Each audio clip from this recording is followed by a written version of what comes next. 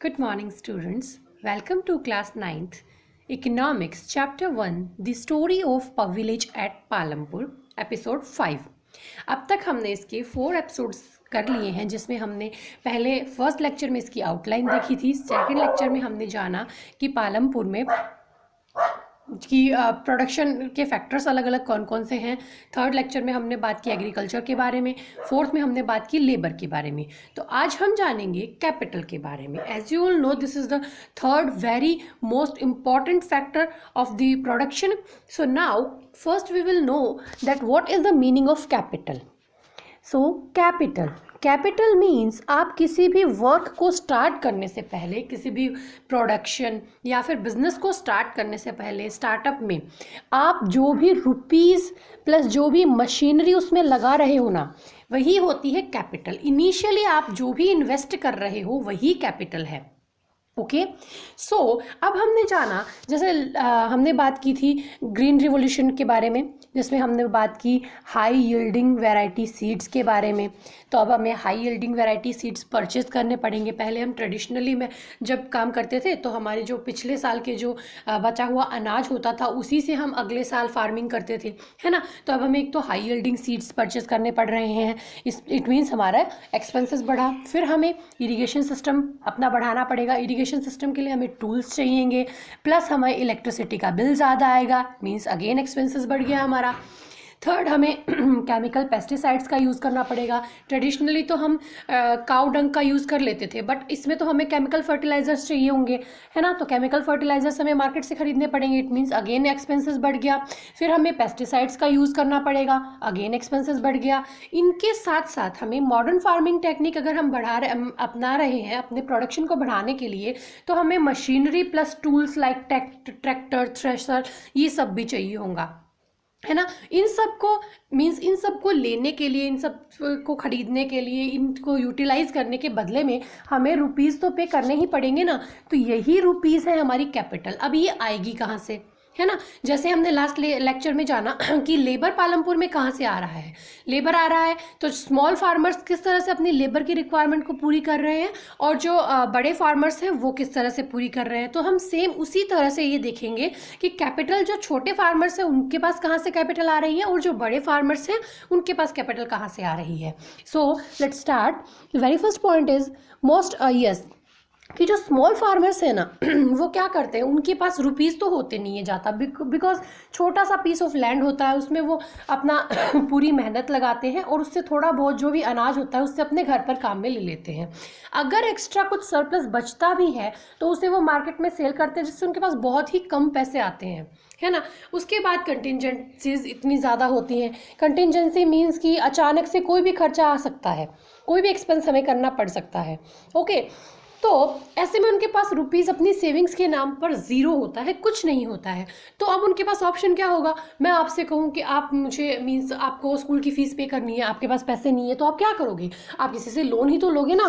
तो सेम वही small farmers करते हैं, ये लोन लेते हैं। और लोन किससे लेंगे, या तो ये लोन लेंगे मनी लेंडर्स से, या फिर लोन लेंगे जो भी ये बड़े बड़े फार्मर्स हैं, या फिर जो सीड्स वगैरह मीन्स सीड्स है, या और जो टूल्स ये प्रोवाइड करवाते हैं उनसे, लाइक जैसे who supply various inputs for cultivation के लिए जो इनपुट्स देते हैं उनसे उधार में चीज़ें लेंगे, है ना। तो ऐसे में होता क्या है कि उन्हें लोन लेना पड़ता है और उसको रीपे करना इनके लिए बहुत ही बड़ी बिग डील हो जाती है। बिकॉज जैसे हमने बात की सेविंग नहीं है। सेविंग क्यों नहीं है, बिकॉज उनके पास बहुत छोटी सी लैंड है जिसमें कल्टीवेशन करके वो अपनी मुश्किल से अपने जो घर की जो नीड्स हैं वो फुलफिल कर पाते हैं। एक्स्ट्रा कुछ बचता है नहीं, इसीलिए उन्हें बाहर से लोन लेना पड़ता है। यहाँ आपको एक स्टोरी दी हुई है सविता की। सविता एक स्मॉल फार्मर है और वो अपनी छोटी सी जो 1 हेक्टेयर की ज़मीन है उस पर वो फार्मिंग करती है। सीड्स, फर्टिलाइज़र, पेस्टिसाइड्स के लिए उसे अब कैश की ज़रूरत है, इसलिए वो क्या कर रही है कि उसे, और साथ के साथ उसे फार्मर इंस्ट्रूमेंट्स भी चाहिए, है ना, कि टूल्स भी चाहिए लाइक ट्रैक्टर, थ्रेशर वगैरह। तो उसके लिए अब उसे पैसे चाहिए, पैसे उसके पास है नहीं, तो उसने 3000 रुपीज़ का लोन लिया है। किससे लिया है, तेजपाल सिंह से। लेकिन अब कोई लोन लेगा तो तेजपाल सिंह भी ऐसा तो है नहीं कि वो उसे फ्री में लोन दे देगा। तो ये क्या करते हैं, ये खून चूसते हैं एक तरह से। इन्होंने क्या किया, तेजपाल ने क्या किया, बोला कि मैं तुझे लोन दे रहा हूँ, 3000 रुपीज़ दे रहा हूँ, बदले में कंडीशंस अप्लाई।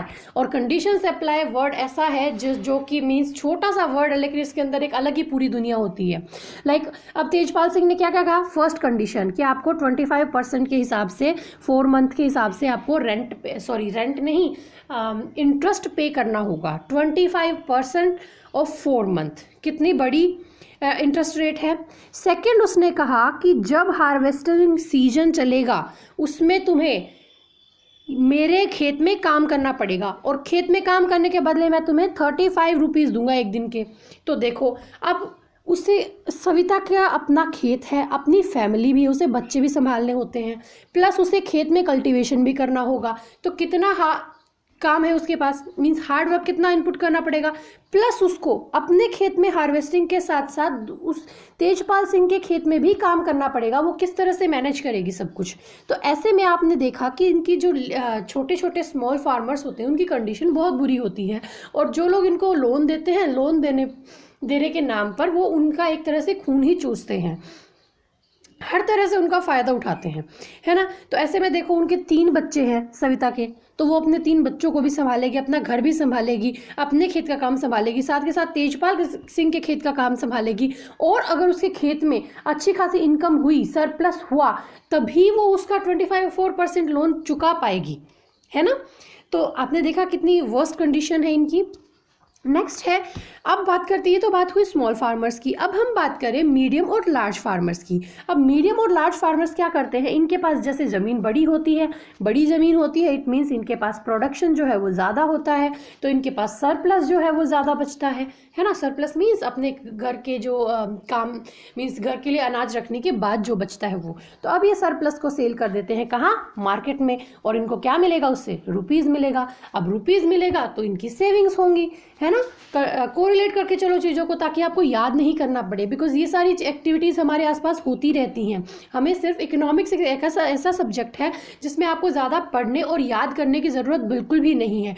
आप सिर्फ अपने आसपास की चीज़ों को ध्यान से देखोगे कि क्यों हो रहा है, जो भी चीज़ मनी से रिलेटेड है उसके बारे में जानने की कोशिश करो कि मनी किस तरह से फ्लोट कर रही है, किस तरह से आ जा रही है, आपको सब समझ आ जाएगा। ओके, तो अब इनके पास सेविंग्स होती है, तो ये अपना, इनको ज़रूरत नहीं है। फॉर एग्जांपल आपको किसी भी चीज़ की ज़रूरत है, जैसे आपको बैग चाहिए स्कूल के लिए अच्छा खासा, है ना, तो आपको पता है 4000 का बैग आएगा, बट आपके पास आपके जो पॉकेट मनी है उसके अकॉर्डिंग आपके पास 5000 रुपीज़ हैं, तो आपको क्या ज़रूरत है किसी से लोन लेने की, आप सीधा 4000 रुपीज़ निकलवाओगे बैंक से और अपना बैग ले लोगे। सेम वैसा ही है, इनके पास सेविंग्स होती है, तो ये अपनी अच्छे ईजिली, मीन्स अपना जो काम है वो ईजिली चला लेते हैं। कैपिटल जो एक्स्ट्रा इनको ज़रूरत होती है, इन्हें अरेंज करने की ज़रूरत नहीं पड़ती है।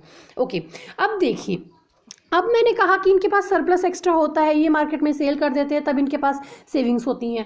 अब हम जानते हैं, आपके माइंड में एक क्वेश्चन आया होगा that how do these farmers have their own savings. In farmer के पास अपनी ओन सेविंग कैसे होती हैं। वैसे तो मैंने आपको शॉर्टली बता दिया है, बट इस क्वेश्चन के बारे में हम और अच्छे से डिटेल स्टडी करेंगे अपने नेक्स्ट लेक्चर में।